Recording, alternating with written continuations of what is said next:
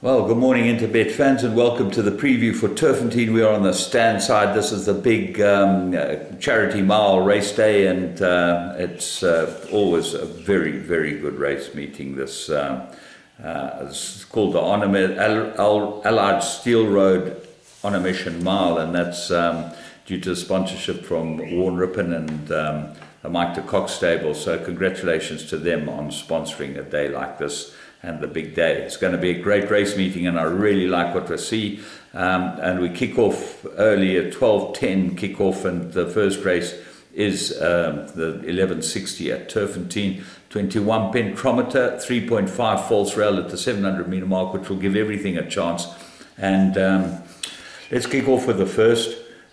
Pity Angel of War will need the run, number 4, because it looks like absolutely the right horse, but Paul Matchett was quite clear. He said we'll need the run in his comments for the press, so that is always worrying. Winter Pill's a 6 to 10 shot from the Mike de Kock stable. They could start up with a very good day, very good time, first run up, 57.21, and probably end up being able to win it. Covert Operator looks like a runner, and as a result of the scratchings, this just does look like one of those races where you've got to go with Winter Pearl, but I'm sure Angel of War will run a good race. And have a close look at Jet Blast from the St. John Grey stable, out of a good man. Race 2, Maiden Plate, Fillies and Mares, and this is another nice race. Mike de Kock's got Angel C with Sherman Brown aboard it, and drawn a bit wide, but I don't think the draw is going to make a big difference. Sherman rode it first time out, and it ran a cracker. The favourite is Sharon Goma from the Stuart Pettigrew stable. Well, Princess Charlene sponsors Starling Stakes, so obviously this filly will be cherry ripe and probably prepped properly for the race. Mike's other runner is Maria's World, number 10. Gavin Lorena gets to ride it, so that's got to have a big chance as well. Amicus Curiae certainly got to be there or thereabouts, and it's quite difficult this race. Country Flame might improve. Tula Tar looks like the second best of the Paul Peter runners, but with the scratching of Flame Flower because she won during the week, who knows, might be a very, very much alive as well in a race like this. Race 3. Now, here we have Sound of Summer, steps out, looks like a natural banker in the bipod, perfectly suited, 4 from 4 over this course, and is short in the betting. But don't ignore Green Haze for your trifectas and quartets. This horse will run well. He's 10 to 1. He's fit. He goes well over the track. Everything's in his favour, and I expect him to go very, very well here.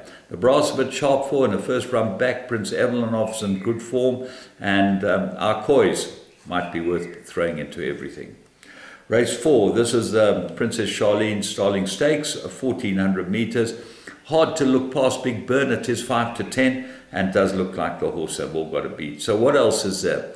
Well, Follow Me comes back from a rest and is reported to need the run. Marigold Hotel ran one poor race, and that was without the earmuffs. She's got them on. She's run very well with them. She goes into all the play. Bold Act needed her last run and looks like a big improver and might be the big danger. That's number 2.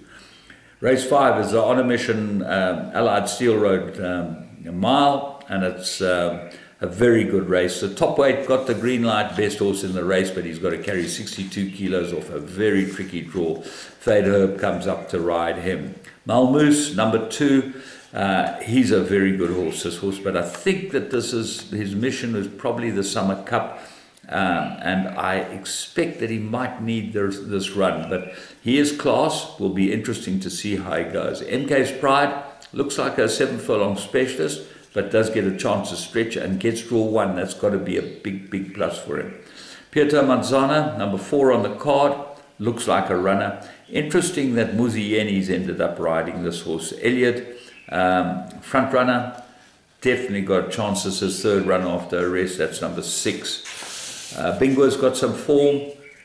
Then we go down to See Him, number 12 on the card. Lyle Heerson for Sean Terry. Needed the last run, and looks like the stable elect. Willow Express blinkers off. But the horse that I think is going to give them all a very, very difficult race is Al Mortana. I think he's ready, this horse. He's bottom of the weight. I know on some collateral form lines he might not be able to beat them. But Kamala's ridden him his last two, and I was very impressed with the way he won last time. He had absolutely no price of winning going through the 400-meter mark. And Alistair Cohen, wonderful to see him in Dubai, as said, he looked under pressure, but he just cantered past them. This trip's got to suit him, this track's got to suit him, everything's right for him. And I would think, of 52 kilos, he looks good value at 4-1. Race 6, this is the Graham Beck, and it's 1400 meters, and the saw was for the 3-year-olds. Well, the champion Desert Miracle, affiliate Mike the Cox, number 9, gets a chance, and she does look like a natural banker. If she's fit and ready, she'll put this field to bed easily. A smorgasbord looks like the big danger. Team Gold Castle, both come into the race for the chance. The dogs have gone mad. Dogs have gone mad. Anyway, they'll be all right. Race 7, Yellowwood Handicap. 1800 meters, always an interesting race, a difficult race. Victoria Page, a top weight, might be the bright horse. Needed its last run, 3 from 5, and Lyle Hewson gets to ride it. I think go very, very well.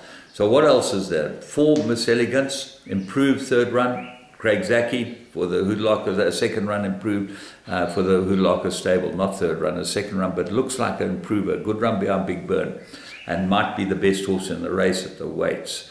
Shivers, good form.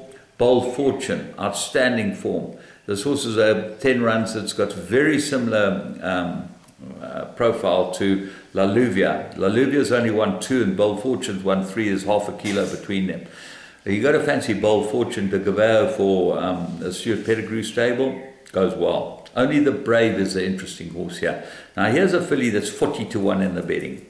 1 from 2 distance. And she's been banging her head against the best around. She's really run against the best horses. She's got to be big, big value at 40-1. She goes into all my play. Race 8. This is the Golden Loom Handicap, and it's a very, very nice race too. Interesting, the jockey bookings. Well, Master Archie is your favorite, hot favorite with Warren Kennedy. 2 pretty good times for his last 2 easy wins. And he's obviously got ability, but this won't be no pushover, because Sheila comes back and has got very good form. So Manga Kamalo gets on Sheila. It's interesting to see us. He rode it before. Hewitson rides a tarry horse, Mombella, that doesn't seem to have any sort of chance. Valerian King, Craig Zaki for Paul Matchett, but Muzieni's jumped off this one. It's got a very, very good time, but bottom weight. 2 runs ago, and Muzi jumped off to ride a Leeson Chief, so that gives that one a big, big look. Good form, needed its last run, huge runner. Mind Reader, this is the interesting horse in the race. Gavin Larena gets aboard it. Gavin Larena, I think, likes this mare, and she should go well too. She'll run on well. You go back a couple of runs, very good time behind Rio Ferrari, and she ran on really well. She was never really in the race and got going very late. Race 9, Jarvis Stakes, 2,400 meters, out of your league class, top weight, number 1.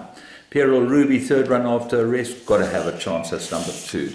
The horse I like is Marching On Together. Gavin Larena jumps aboard for St. John Gray. I think he's perfectly distance suited. He's a very good horse, Marching On Together. Go very well here.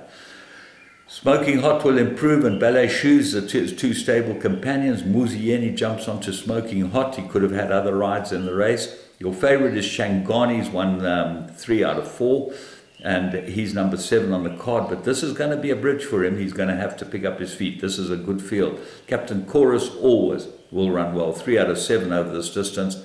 He's a good chancer. And the Cop is an interesting horse. I think this is a big improver too. Goes into all my play. Lyle Hewitson for Sean Terry, that's number 11. Smiley River, number 12. Put that in as well. Could have a bit of a result. Race 10, Maiden Plate, and what a race to finish off with. They go 1,600 meters. Well, my initial choice look was Magnum PI, got to be the right horse. But then I had a close look at Eagle River. I looked at his last run. What a good run.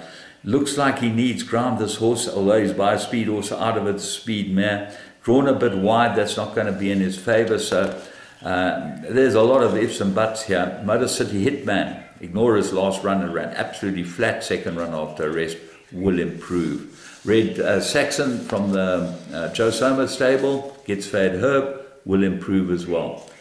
Great day's racing. Hope you enjoy it. Look forward to being back with you tomorrow morning from me, James Goodman, and the Interbet team. Big Pick 6 carryover, R1,000,000. A Quartet carryover of R1,000,000. Have a very, very good day from Interbet. Get on the site and play whatever you like, and we can bet on the cricket as well with a great game yesterday there was.